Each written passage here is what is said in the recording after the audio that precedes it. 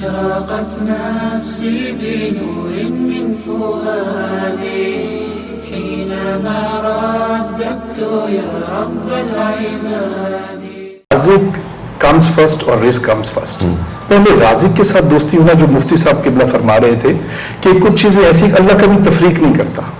اللہ کے ساتھ آپ کا تعلق کیسا ہے، اس تعلق کی بنیاد پر اللہ آپ کو برکات عطا فرما دیتا ہے.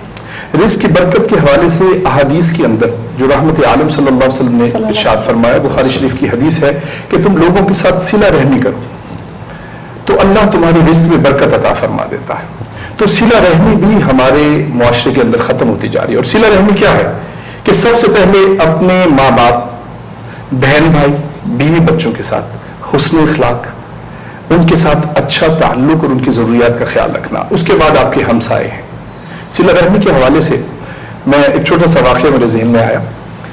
آپ یہ دیکھیے کہ حضرت علی المرتضیٰ رضی اللہ تعالیٰ عنہ، آپ ایک دن، یہ نزہۃ المجالس کے اندر صاحب نے لکھا ہے یہ واقعہ، اور آپ اپنے گھر کے باہر کچھ دور بیٹھے نا، آپ رات کو جو خشک ٹکڑے تھے روٹی کے، وہ پانی میں نرم کر کے آپ تناول فرما رہے تھے.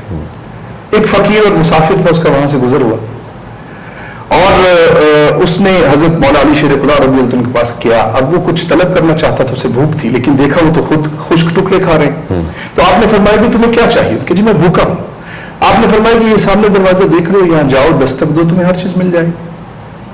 وہ چلا گیا، دستک دی. میرے امام حسین رضی اللہ تعالیٰ عنہ باہر تشریف لائے، اس کو کھانا کھلایا، جو کچھ تھا اس کو پیش کیا.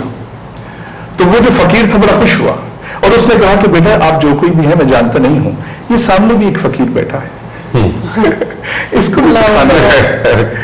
تو پتہ میرے امام حسین رضی اللہ تعالیٰ نے کیا فرمایا؟ آپ نے فرمایا اے فقیر، اے بابا، یہ جس کے گھر سے تم نے کھانا کھایا ہے یہ اسی کا تو ہے، یہ اسی کا لنگر ہے. صلہ رحمی کی پوزیشن یہ تھی.